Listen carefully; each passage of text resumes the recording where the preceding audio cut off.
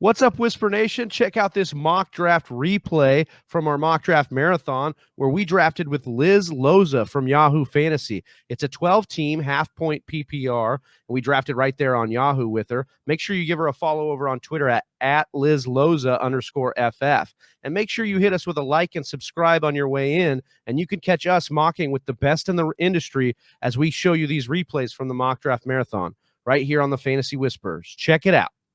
Right here. This first one, unfortunately, we can't have Whisper Nation join us, but you guys can follow along. We'll be posting up the picks here as soon as the draft board gets started here in 3 minutes, and then we will be kicking it over to Sleeper, and we'll be dropping those links in our Discord and as well as tweeting them out as well.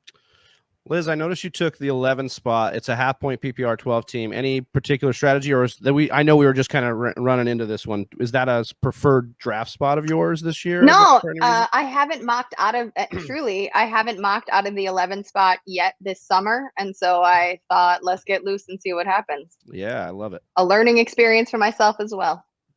And isn't that why we love doing these mocks so much before Whisper Nation? So make sure you just keep mocking all the time, around the clock. Good thing we got you covered here with the 24 hours. Yeah, I just want to remind Whisper Nation, I'm going to drop it in the chat here too, but you guys can join our free Discord channel. Now, the links there are going to be a little bit later than if you were on our Patreon. So really, if you want to get the first access to the links, get on over to Patreon and subscribe over there. To patreon.com/the Fantasy Whispers. But I will drop that Discord for the free chat in here too. Can I make a comment about when people you're going to be doing this for like 24 hours. That's and so right, I feel like when people, a lot of platforms have their mock drafts, and sometimes it's like look how smart I am. Look at my picks. But I just want to reiterate to people who are actually listening for actionable advice. The point of a mock draft is to make big mistakes so that you can learn from them. Practice makes progress, never perfect. So before everybody starts, eventually at some point you're going to get trolled because you're on hour 7 or 8 or 9 or 11. I skipped 10. And and you're like, you know what? I've been mocking from this position, or I keep picking this guy. Instead, I'm going to swerve here or zag here. And that is what you're supposed to be doing. The point of a mock is not to nail it. It is to learn from it. So I'm just going to bless y'all with that as you head into the next 24 hours. That's why she's the best in the biz, because it's like not only are we gonna make big mistakes because we're mocking, but we're gonna make big mistakes because we're mocking for 24 straight hours. So this will not be a mistake-free show. I know that people are trying to just to double down on that Liz Loza point there too. It is so pivotal here because we talk about getting sniped, and preparing for the snipe and to not make a hasty decision immediately following that. And sometimes when they zig and then you're forced to zag, it sucks in that moment, but if you just try it on for size and keep working the team with what you're dealt, by the end of round 15, you look at a team that you might not have been accustomed to, but you're really feeling good about. So just let yourself be loose a little bit. Like Liz had said, this is a mock draft. We're here to have fun and make mistakes. Liz, top of the draft, we've been seeing a lot of conversation now about who that number 101 spot is. Do you think there's a consensus choice right now, or is it between a few players for you? There's definitely a consensus choice. It is Christian McCaffrey. I don't think anyone is veering from that. He's the number 1 overall pick in every single ECR metric I've seen. But I don't know if he would be mine. I have him ranked number 1 because you're ranking for floor a lot of the time, not just based off projections or ceiling. So it makes sense. I never really want the number 1 pick in a draft. I like to draft out of the 3 spot or the 4 spot generally. Generally speaking, why is that? Just because you get the back of that top tier and then earlier in the second? Yeah, I like the earlier in the second, and I also don't want, there are all of those all of those stats on how the number 1 overall pick, usually a running back, obviously, doesn't ROI based on the previous year. We saw that in fact with Christian McCaffrey last year. So 2020 is a bit of an outlier for a number of reasons, but I just never want to commit to the guy that's number 1 because that statistically speaking, the numbers will not bear out in your favor equally as you are anticipating. Great points on those ones. So do you think that you aim then for are you looking for ceiling at the top or in your round 1 selection, or are you looking for floor? No, I am generally looking for floor in my number one spot. That's for, I mean, it's like the real NFL, right? Like that's why Gettleman gets so much hate for picking Saquon Barkley, because the ROI for that position in real football, the market isn't bearing that out, right? They're not returning on a running back for as much draft capital as it costs. So if your draft capital costs the most at the top of your draft, then you want to secure it with something that you know you're going to get a return on. Totally agree on that point. Listen, Whisper Nation thought that they were just tuning in for a mock draft today, or a bunch of mock drafts. Liz is over here dropping actual GM knowledge over here on how to run a team. That's how you do it. So who has the highest floor then? I think that's up for a debate. I mean, I think obviously the market believes that Christian McCaffrey has the highest floor, but I would argue that Ezekiel Elliott has the highest floor. Ooh, I love that take. I bet Love you do, it. Travis. I bet you do. I love it. The animal. I just think that I think the market's way wrong on Ezekiel Elliott right now. And we've been talking about that kind of all summer. It's just like, I don't know how you can talk about a guy who could easily, like if he caught 70 balls, we wouldn't be surprised this year. I mean, he's definitely got 100 million reasons why they're going to continue to feed him the rock. They talk about him taking the last part of last year off. Yeah, I mean, if Dak's not in the lineup, not that I think this is okay, but if Dak's not in the lineup, we know Zeke to be that mental head case to maybe take some plays off. So I think, obviously, he's not a mental health case. A mental head case. That's a business decision. We've seen plenty of players. Kenny Golladay made one hell of a business decision, and it worked out pretty well for him financially. Right. Not coming back to the Lions and then keeping himself from getting injured, and signing a giant deal. Or Andy Dalton or your quarterback, do you really want to go out there and put it all on the line when you're not going to make the playoffs and you're not going to go deep in the playoffs? Yeah, that's well said. A business decision. I love that point too. And we sell hype in this league, right? Like hype and excitement and the mystery box and what it could be. And if you don't expose the world to what you're capable of, they're just going to keep thinking that it could be oh my gosh, it could be so much. It could be so incredible. Do you think that might be why we're seeing a little bit of Saquon Barkley holding back, and almost it seems like he doesn't want to commit himself until he's really healthy? Well, I mean, actually, Saquon Barkley is interesting because I renewed re-upped my rest versus rust series with the help of the orthopedic surgeon at the University of Southern California. He's also the team doctor there. And I did a deep dive on his knee. He didn't get the surgery on his knee immediately after he tore his ACL and MCL. He prehabbed his MCL so that he wouldn't have to have it surgically repaired. And the surgery was done a month after. Saquon's not going to get the same workload that we are used to seeing, certainly not just in terms of the pass catching options when you think about all of the targets that have been added, but also you cannot, his body has shown that he cannot, and there's a kinetic chain issue because it's all lower leg and lower body problems that have built to the knee issue. They're not going to risk, again, when we're talking about high draft capital, the chance of him being hurt. Now, that's all fine and good until the games start, but if you look at his opening season schedule, it is rough. I don't see him getting the 20 plus touches that he did regularly, at least to start the season. And here's another fun fact about Saquon. He has the least favorable strength of schedule of any top running back in the league. So it would not surprise me if the rust flies off eventually, but that start to the season is going to be slow. And as everyone knows in this league, you cannot go 0-2 over your first 2 weeks of a redraft season. You are talking me off a ledge. I've drafted Saquon Barkley in our league of record the past 2 seasons. So I've gotten to enjoy that boat of health there. And I am not going to be considering him now. And it almost seems like the way that folks are talking about Ezekiel Elliott, based on what you just said, Liz, they should be applying that to Saquon Barkley. I have Barkley as my RB6 outside of my top 5. I have Zeke as my number 4. I might move him up to number 3. Whoa, I got goosebumps on that one. I don't lie about these. There it is. Yeah. I love the point. Would it be better to show the board maybe? Oh yeah. That's actually a great idea. Draft. This is why you have a team here that tells you, hey guys, wait, where is the draft board? I know it's some here. Draft results. And then there's draft board on that top row. All right. Right, there we go. I'm making my second pick, which is a little bit controversial, but I have good reason why I'm making it.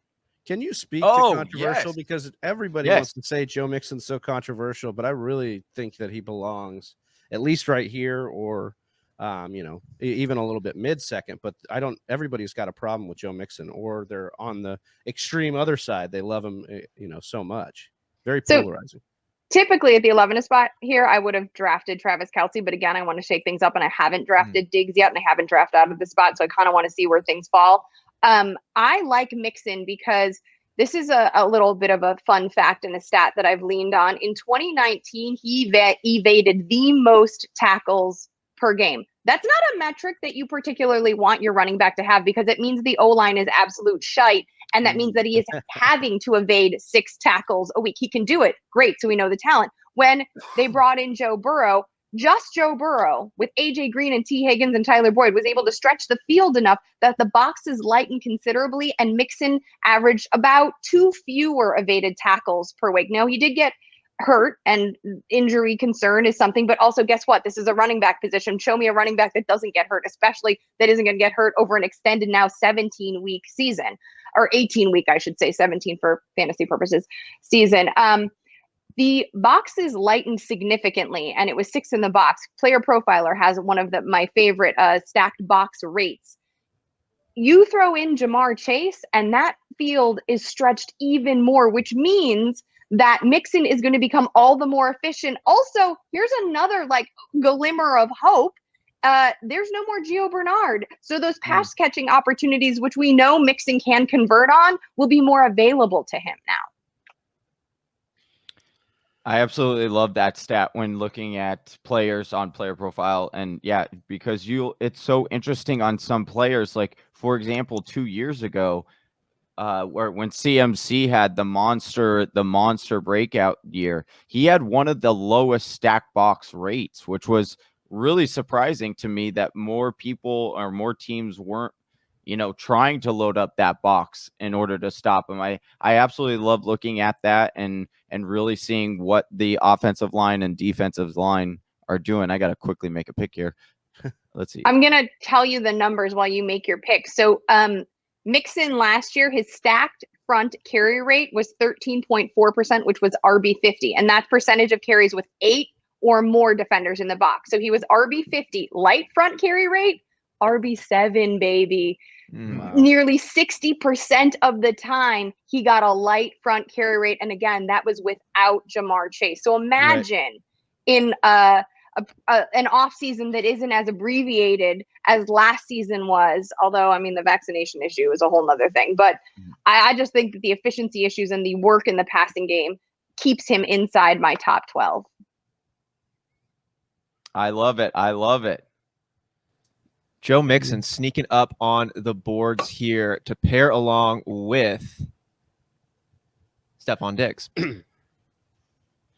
Yeah, to Liz's point, I think it's interesting to see how Cincinnati's trying to build it out. We'll see how successful they can be, but spread the ball out and then assist the run that way. As so long it's been, start the run and then or lean on the run, and then that will help the pass. And this is kind of a reverse osmosis sort of thing with it. But yeah, I think that's exactly, they're playing to Joe Burrow's strengths. And that should, in turn, help Joe Mixon, because if they do become the Cowboys of the North, as we've said a couple times, then you're going to want that Joe Mixon, falling in for a couple touchdowns a game or that possibility. So, Liz, while we're coming around here, I just wanted to ask a couple of questions while we have a mind such as yours. Do you have any general advice that you share for first-timers in fantasy football, as well as maybe some more of the dedicated? Oops, and you are on the clock right now. So we're going to go ahead and just pause that one and just say thanks for Whisper Nation for joining right now. We are in this for 24 straight hours. We've got 24 folks watching alongside of us. If you haven't hit the thumbs up button, please do. Allows us to grow out and touch a lot of the fantasy fans around the world as we're on our 24-hour stretch here, kicking it off with Liz Loza from Fantasy. I want to mention we are officially on Twitch as of this stream, and we have our first watch right now. Hopefully they subscribe to us on there, because that would be pretty cool. We have our first Twitch subscriber. We're putting our Gen Z hat on. Yeah, a little bit of twitching in. We're twitching out. Oh, sorry. 7 seconds, Well, Liz. Liz was the one that was pressure. watching on Twitch. That's why she got all excited. Yeah. She was like, "Oh, I gotta get out of here." Liz, you took Chris Carson there in the third, running back for the Seattle Seahawks, and then in that quick turnaround there in the fourth, picked up Robert Woods, Bobby Trees. Chris Carson, just perennially slept on, still young, still strong. We're watching those workout videos, looking good. Is he kind of a slept on running back right now that has a floor, has a ceiling, and no real reason to doubt him, but we do anyways? Well, I think Chris Carson's durability issues, like since college, right, have kind of made him a sketchier player. Everyone knows the narrative around him. People are worried about him. But again, this is the running back position. This is a volatile position. And Pete Carroll, here's the thing about Chris Carson. Like, his running style is absolutely brutal and awesome. And it is also part of the reason he gets hurt all the time. But Pete Carroll loves it. Pete Carroll can't not use him. And it's like this addiction. Like, you never see Chris Carson not being utilized to his ceiling. And even when the offense, when they're letting Russ cook, he's still got, he's still produced. When they're run heavy, he still produced. Now, with Shane Waldron coming on, you have to imagine that the offense is going to move to a little bit more of an up-tempo, pass-friendly style. We'll see where that, push-pull between Carroll and Waldron lands. But I think for Carson's, he's never recorded a 16-game season, and he's not going to record that this year, right? It's not. And even though his volume in 2020 took a dip, he went from, I think, around 19 carries per game to like 12 per game last year. His efficiency improved. So he always finds ways to make up for it. What was really interesting as well was we saw for the first time Chris Carson really got that major boost in receptions and targets, which we hadn't seen for the first 3 years of his career. Yeah, he's I believe flirted with about 40 receptions in back-to-back seasons. And the man just can't stop. Johnny, remember when you took Rashad Penny over Chris Carson a few years back in San Diego? Oh, let's just laugh it up. Yes, I am a Penny fan. I thought he was going to be awesome. And you kept the penny in your shoe all season long. I mean, to be fair, Seattle thought he was going to be awesome too. They took him in the first round. I mean, so I bring him up because I like to poke at you, Johnny, but I also wanted to ask Liz, if Chris Carson's durability issues persist, do you have a strong feeling of who would be the next man up in the Seattle running back room? Well, I think you mentioned Penny, but Penny, we're not quite sure if he's, he had his own ACL issue to deal with. I don't even know if he's going to be ready at the top of the season. Training camp reports seem to show that there is renewed love. I believe it's Alex Collins, right? Who's the the Irishman is back. DJ Dallas, who they drafted last year. I mean, did you see that game? I know he produced, but he was not good. Yeah, they gave a lot of opportunities. It's like, I scored 50 and you took 100 shots. He let Russell Wilson get sacked. Like, that's not unless he's working on his blocking. But like Alex Collins, I've been hearing whispers that he's actually climbing his way up the depth chart and showing well. And he does have that running style that, is by no means Chris Carson-esque. It's not nearly as creative, but that kind of smash mouth appeal that Carroll seems to lean into. So it's interesting. I mean, he loved Alex Collins there, Pete Carroll, a few years ago when he was there. Am I coming in really laggy? I think I am. You said okay. No, and to Pete Carroll's credit, I don't know if he had ever had a player on his roster that he didn't love. Yeah, that's a fair point as well. Which is a beautiful thing because I know he works hard to be that positive, and I respect that. I also respect Liz's Robert Woods pick here in the fourth, and I just wanted to get her take on the change in quarterbacking position coming in to what is such an exciting offense. Well, if you're talking about respect, put some on Robert Woods' name because he doesn't ever get nearly enough. Listen, he is incredibly versatile, right? Like, he had 2 rushing touchdowns that he got out of the backfield last year, which is evidence of his versatility. And he will block, he will do all of the things. And when you add, he's also averaged, this should be no surprise, he's also averaged more yards per target than Cooper Kupp, even though in 2019 Cooper Kupp had the red zone appeal that Woods hasn't. Woods did have more touchdowns than Kupp last year, but obviously they're different in terms of their threat in the red area of the field. But when you add the strong arm and the accuracy of Matt Stafford, I think we're all expecting this offense to lift considerably and be wildly fast, up tempo, and efficient. So I think Robert Woods is definitely, I mean, both Woods and Kupp have caught like over 90 balls over the past couple years. Yeah, I think that Stafford to the Rams is like, we're going to get probably what we got out of them with Goff. And then there's this mystery box of what else could be, which is why, you know, Johnny was brave enough to put Robert Woods in our top 10 for our wide receiver rankings. You know, a lot of people aren't putting him in there. And as Liz took him right here, I mean, the respect needs to be there for not only Woods here, but for Stafford. Yeah. Like, we need to remember who Stafford is, and coming in with now what is probably going to be the best coordinator he's ever had. I think I'm all in on the Rams offense. Best head coach he's ever had, best system. Yeah. Maybe the best defense. And maybe the most balanced offense. I know Calvin Johnson is probably the best weapon he's ever had, but this is a very I mean, obviously Akers' injury hurts, but I think Henderson can be a great understudy and fill in. He was already last year, albeit small sample size. So let me ask you guys this. Do you think when Matthew Stafford got traded to LA, he walked into the locker room with one of those big beat boxes on his shoulder playing Drake's Best I Ever Had? Is he that kind of dedicated to the best that he's ever had with Liz, Sean McVay over there? What I mean about corny songs being more up Johnny's alley than what? Hey, you know, Drake just says, hey, dedicate this to that special somebody. Just make sure they're that extra special somebody. I think that Lil Gumper here asked a great question on the topic of the Rams. Would Akers' injury help the value of the Rams receivers? I expect them to stay pass happy. Is this going to make them even more pass happy? Good question, Lil Gumper. Lil Gumper.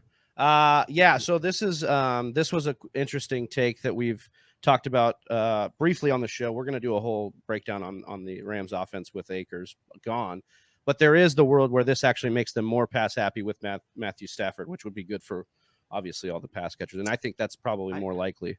I don't know if that I'd love to get Liz's take on this as well.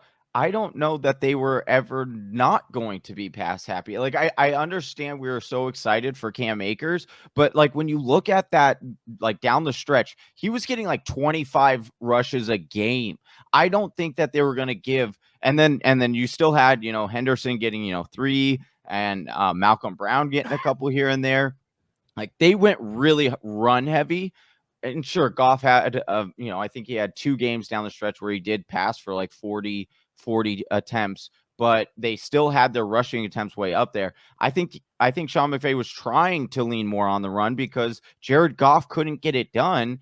And then as soon as they got Stafford, I felt like that they were just like, all right, this is what we want. We want to throw the ball. I think we were just getting excited because we saw what what Akers was getting at the end of the year. And we thought he was going to get that same volume, but I don't think he was.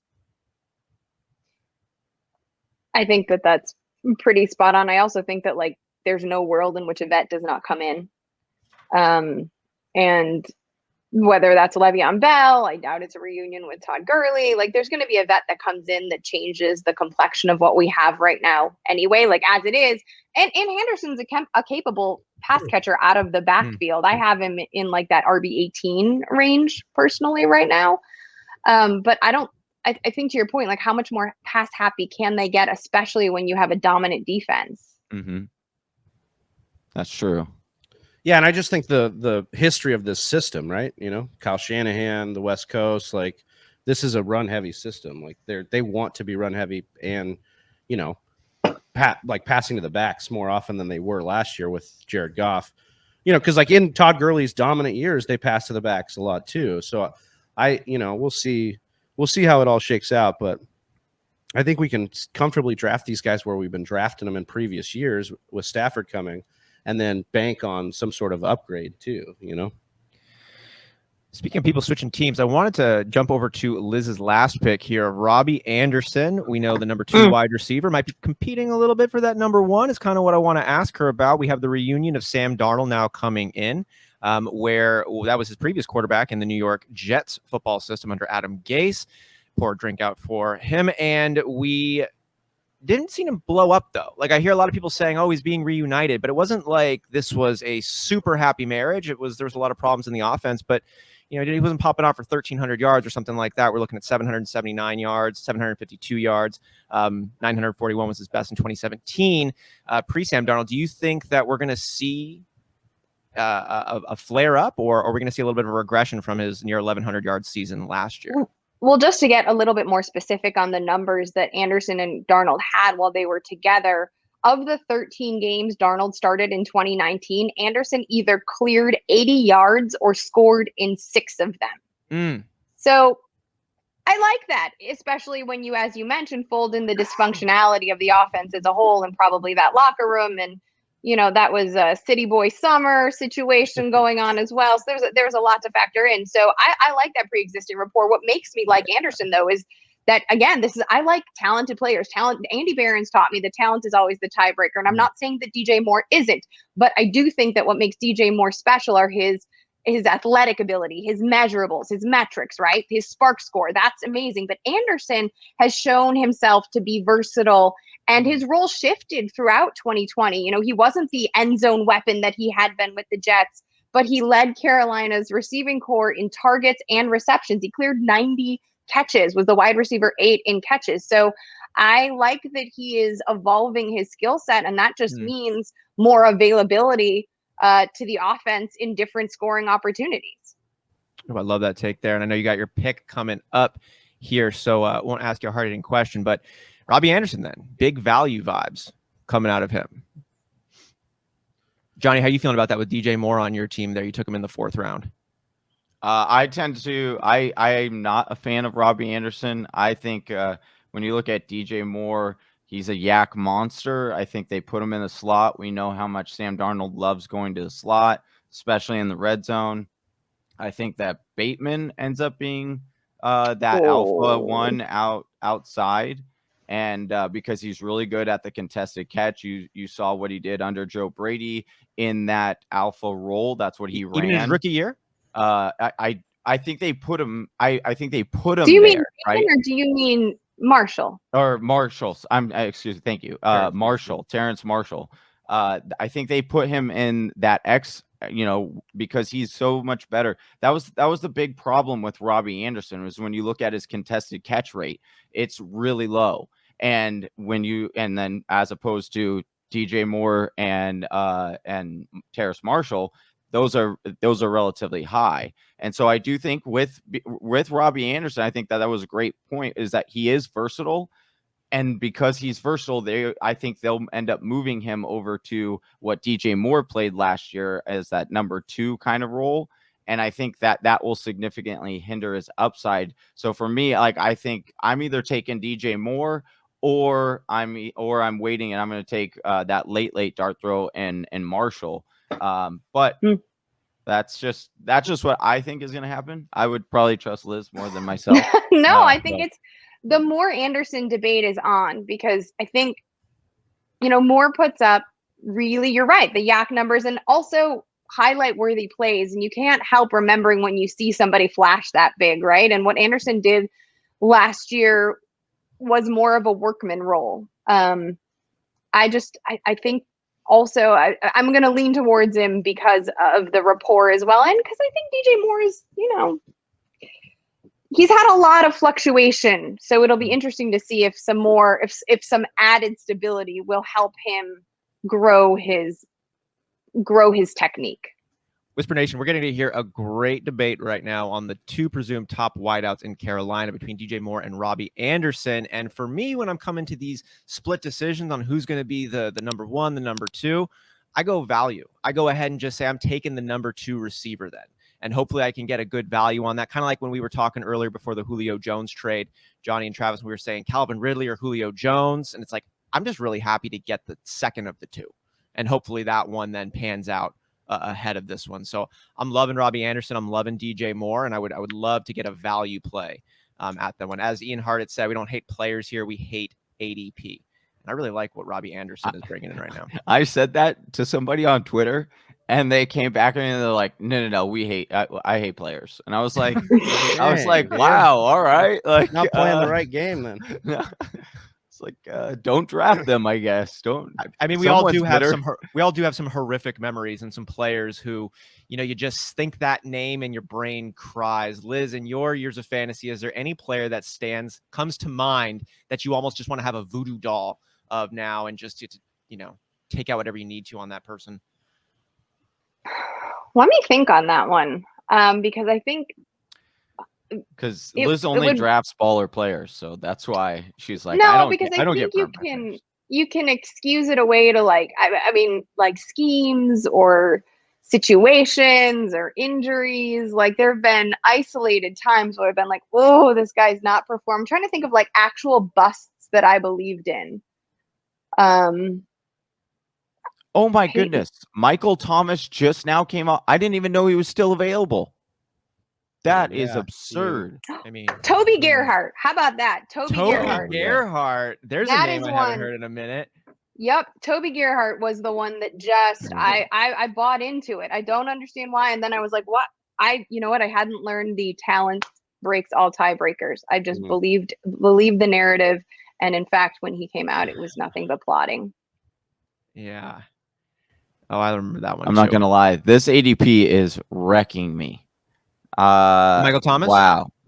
Well, no, I'm just the whole draft. I don't like this draft at all. I'm not. But this is why we love drafting on other platforms as well, and we encourage Whisper Nation to draft on other platforms because you get a really good sense of other people and where they're going. It's not you don't get. I'm so used to sleepers, ADP and stuff. So I am I would have definitely taken Jerry Jeudy right there over Will Fuller. I am really coming around on Jerry Jeudy this year.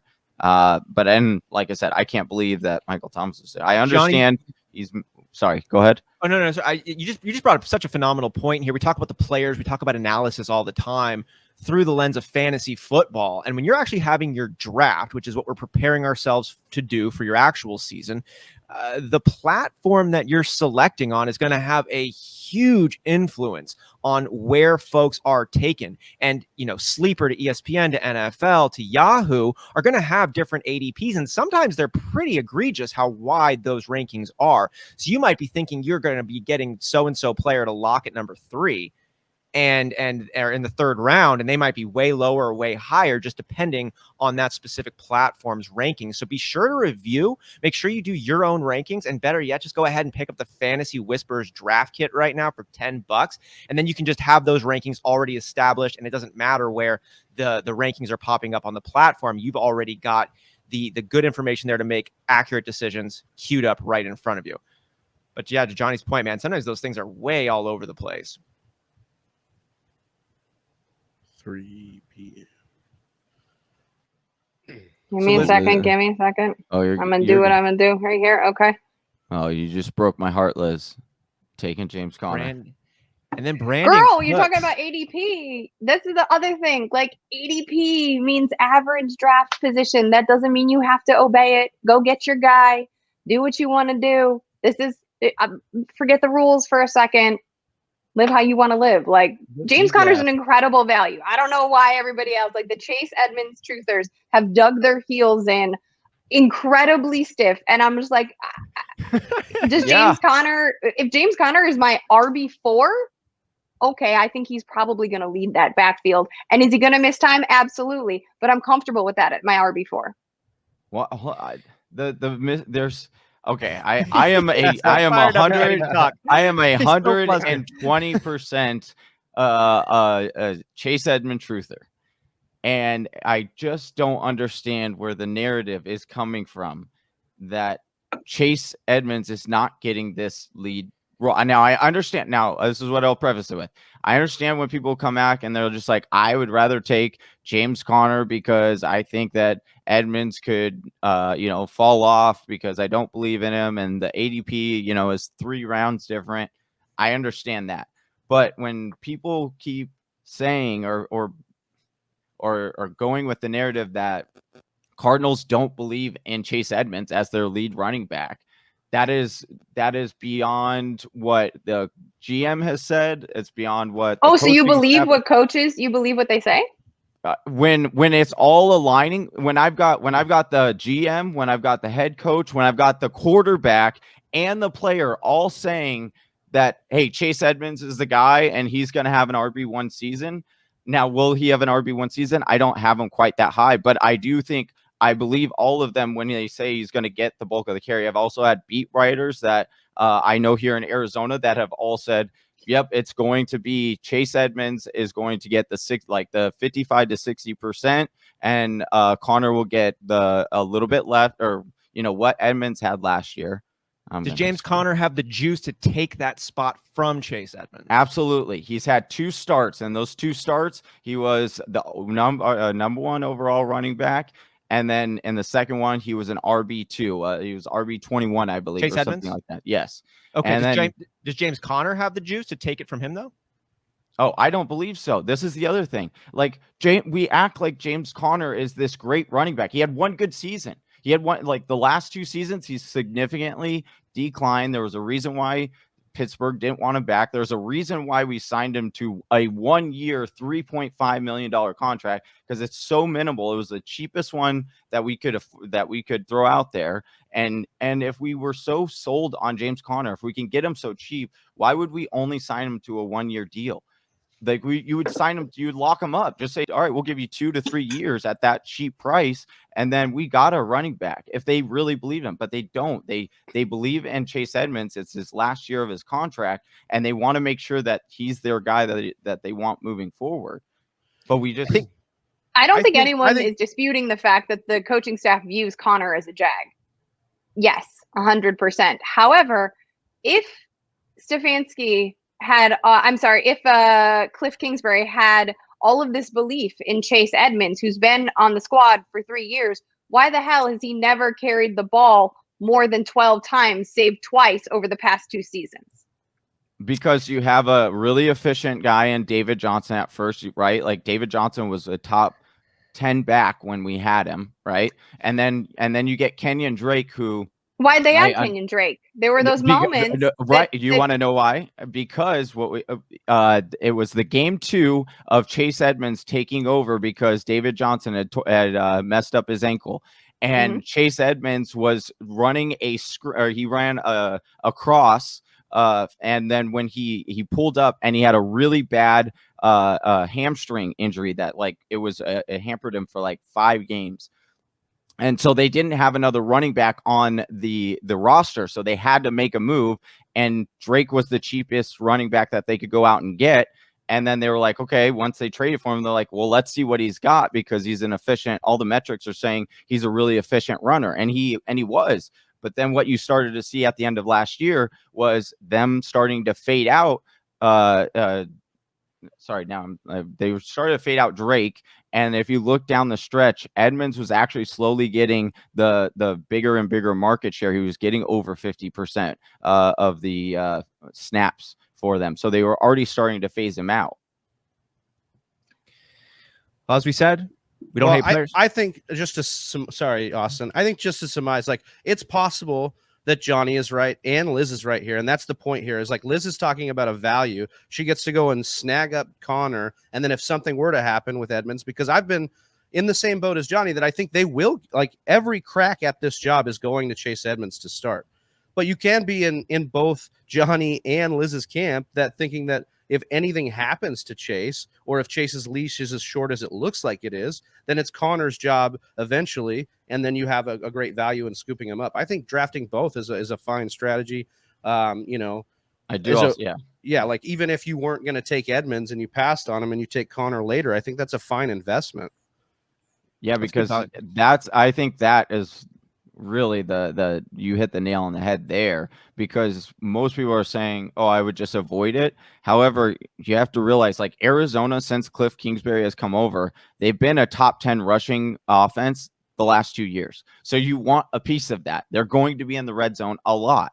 And sure, is Kyler going to keep some? Yeah, but he's also come out and said, hey, I don't want to run as much this year. I want to make sure that I keep my body healthy, and so they should continue to give the rock. Now, James Conner will probably get the touchdowns or the end zone red zone carries. So he does have that higher upside for that. But I think that, yeah, if you grab both of these, because they're both not, it's a cheap backfield to get. And I think that that's what you want. Speaking of cheap, I wanted to ask about Liz's pick following James Conner there, Brandon Cooks. We'd said put some respect on Robert Woods' name. I want to encourage folks to put a little bit of respect on Brandon Cooks' name here. The man is 27 years old. He has played 15 or more games in all but just 2 seasons. And in all of those seasons where he's played 15 games or more, he's broken 1,000 yards. Right. Do we have a reason to believe Brandon Cooks is not poised for another 1,000-yard season? I mean, I think he's going to clear 80 catches and 1,000 yards. He averaged 10.25 looks per game over the last 4 games of the season when Will Fuller was suspended. Volume is still king or queen in fantasy football. And even if, the quality of the targets are not the same with Tyrod Taylor throwing the ball, if Tyrod even makes it, if we don't have Mills instead, he's still going to be the recipient of all of those looks, and he's still speedy and he's still productive and he's still 27, as you mentioned. I got some love for Nico Collins on this squad, but is it gonna be pretty? Nah. But can it be enough, particularly at the place that I'm taking him? Yeah, I'll take volume. I mean, every time that low as a bench player. Yeah, getting a 1,000-yard receiver that late in your draft is oftentimes a recipe to win you your league, which is a great point here that Scott brought up from our last question. If your season relies on Edmonds or Conner, your team sucks. Well, that's one take on it, but you're picking up players later on down the line.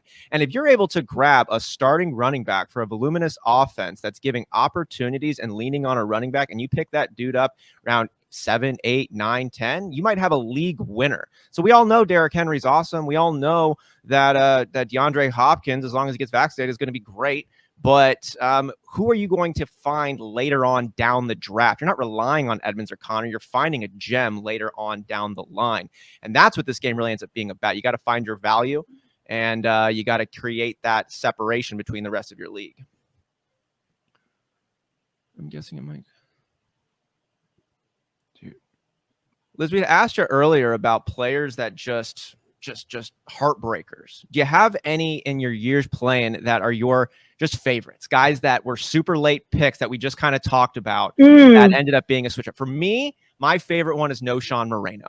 My partner Chelsea, actually, she was helping me draft. She's like, yo, Monty Ball actually can't pass block as well as they're slotting him up for. It's really a 3 equal chance between who's going to be there between Monty Ball, Jon Moreno, and the third one slipped my name from back in the day. But game 1, that Thursday night game, they're introducing themselves. Jon Moreno is the starting running back for Peyton Manning and the Denver Broncos, and he ended up being a fringe RB1 that season. He went undrafted in most leagues.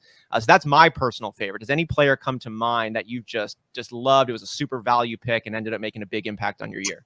I think one from most recently was Mark Andrews. He was one of my deep sleeper picks heading into the 2019 season.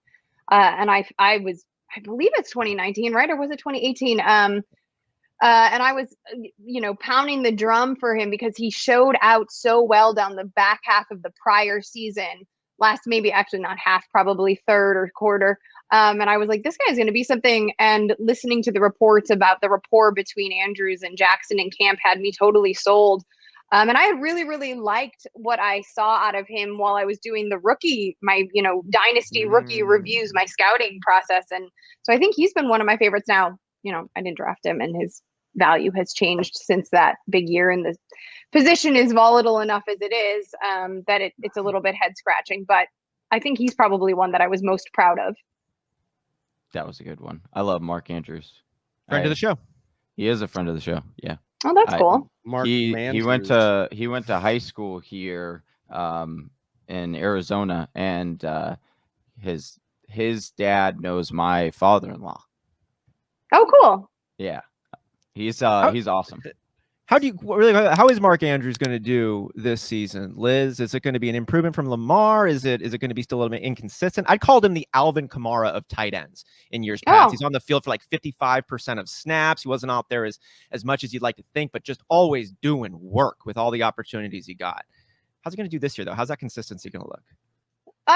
Well, we know that he is Lamar Jackson's favorite target in the red area of the field, and I still have him as my tight end 6, right? It's just the volume becomes the question. I've got Hawkinson because of the lack of options in Detroit a little bit higher, right? And then you've got Kyle Pitts added to the fold. So it's hard to move Andrews inside of your top 5, but I think he is still a sterling option at the position. I don't think anyone's going to debate. You never want to chase touchdowns is what people say. However, when you're drafting a tight end, that's the name of the game. You are definitely chasing touchdowns. Hold on one second. I am on. Don't go chasing touchdowns. I love that Liz says red area of the field. I know. Cracking up over here instead of red zone. Like I need to start doing that too. Is I that a like way to that. break the monotony, Liz, of like all these phrases you've said over years and years and years? Actually, there's a lot of those ones, right? Yeah, I think so. When you find different words, like also when I'm writing a lot, I can't write targets a million times. You've got looks and you've got opportunities and trying to find different. I definitely have the thesaurus.org open at times. Yeah. Nice. That's a study I'd love to do, is just look at all the different words we just use the heck out of, like that are probably not like the one we get a lot of flack for is positive regression. Isn't that progression? Yeah, it's like, but we say positive regression, like to regress positively. We could, yes. And progression is what we'll probably switch over to kind of soon, because that's what we're actually trying to say. Can I throw out an over under just because we're talking about Andrews and now I'm like wondering, I haven't done my projections yet for him. I haven't done my tight end projections at all. I'll write the preview in August. Over under 10 touchdowns for Mark Andrews, noting that it's 17 weeks of action. Ooh. Over under 10 touchdowns? Yeah. I'll say over. Or can I push? Can I get at 10? At 10? Yeah. You're betting. You're not betting red or that's black. kind You're of betting on cheating. red 13. Yeah. No 00, dude. Or 2s. Or 00, I guess. That Man, I want to go to Vegas. He's had Mark Andrews has had 10 touchdowns one time. He's had 7 last year. I think that's a great over-under number. I think it's going under, but I think he has a good season. Yeah, I think I would feel like 8 to 9 for him. Yeah, it seems a little bit more realistic, but now, how do you think Hollywood Brown is going to be doing? I had seen some positive numbers about the end of his season, and I know we're all hoping. We all look at the big play potential, and it just hasn't come to fruition yet. Is this the year we're going to see that rapport come together, or is it a lost cause? I don't think it's a lot. I mean, I think Miles Boykin, unfortunately, is a lost cause, and I really thought he was Kenny G light. I thought that was going to be exactly what Lamar needed. A contested catch expert who could like help him when he is a little bit off target. Regardless, I digress because I was wrong about that. Talk about heartbreakers. I did miss on Marquise Brown too, though, because I think everyone did, especially last year, that he would take a step forward. But you are right, as the last like month and a half of the season, I think. Also, if we remember the Ravens in general, like they were trying to do more things that weren't really working at the top of the season. And when they finally let Lamar just be Lamar, his own production started to increase. And so did his rapport with Hollywood Brown. I think the thing about Brown is that he's always going to be a highly variant player in that the volume will not be great. Similarly, in fact, I mean, different type of player, but similarly in terms of like volatility to like Kenny G, right? Like he doesn't need a ton of targets to make a bunch of production because they're all high value targets. But the problem is that he's got Mark Andrews like kind of cannibalizing some of those opportunities in the red area of the field. And so I would I like his ADP more this year. I don't know. I'm trying to think of like an over under on yardage for Hollywood Brown, because his speed is such a different. What would you? 800, maybe.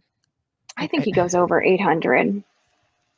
I mean, this would be the year for him to break out, right? This is the time when he's. Well, we've talked about bringing in I've Bateman actually, and even say what you will, but Sammy Watkins could actually really benefit what Marquise Brown is trying to do, which is just take the top off instead of try to be the alpha the whole time.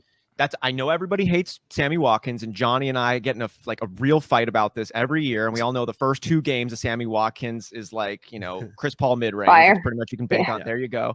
But the dude's health, it's always been the thing. And if he can just keep it together, and I don't know why he really would this time around, but a change in scenery. There isn't really an alpha wide receiver.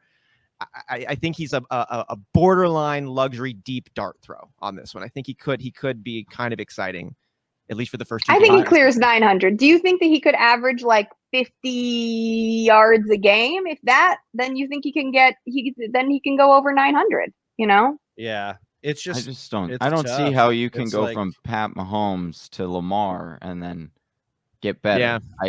That's the only that's But a he did fair really point. good. I mean, when he was playing, though, he did have his crazy games. Yeah. I did want to ask about another breakdown here, though, as we're coming to the end. Liz, you drafted Melvin Gordon, I think, in our mock draft here. Is that right? I did. Yeah. We have a question here from Brian. Brian coming in asking, what kind of split do you all see for Gordon Williams? Just want others' opinions. Liz, what do you think? So I think Javonte Williams is going to be this year's Cam Akers in that different kind of player, but in that he is going to rip it up. But when it's too late for fantasy purposes, people are going to keep him flash, and you're going to be tempted, and you can't really drop him because you spent such good draft capital on him.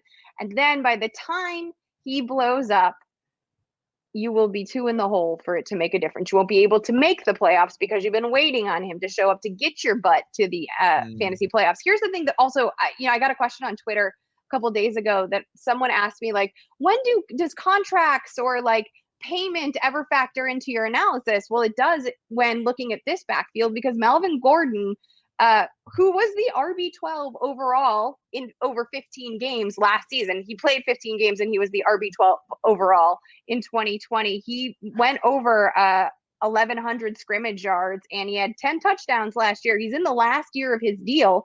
Javonte Williams, the rookie, yes, the investment is there. Obviously, Denver, is in love with the kid and for good reason. However, why wouldn't you run the option that you already paid for, who you only have around for 1 more year? Why not run him into the ground financially and then gently fold Williams in, especially when you have such a young squad? You need some veteran presence on this team that is even confused at the quarterback position.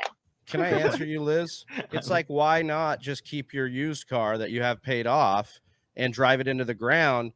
Only we're in America and we love buying new things. So let's get that new car out there, baby. We love Javonte Williams.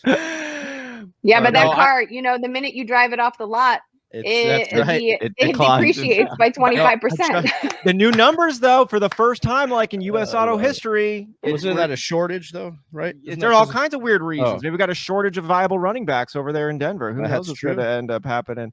But, Liz, this was absolutely incredible getting to draft and kick off the mock draft marathon, year 3 of our signature event. We know that we can catch you over at Yahoo as their head fantasy football analyst. Is there anything that we should keep a special eye out to or special places we should follow you at? Sure. Well, you can follow me on Twitter and Instagram at Liz Loza _FF. I'm working the Olympic beat right now. So download the Yahoo Sports app and the Yahoo Fantasy app, but the Yahoo Sports app to catch all of our Olympic coverage. It's really fun. We're doing some interesting things. Also, I have gotten very into Formula One.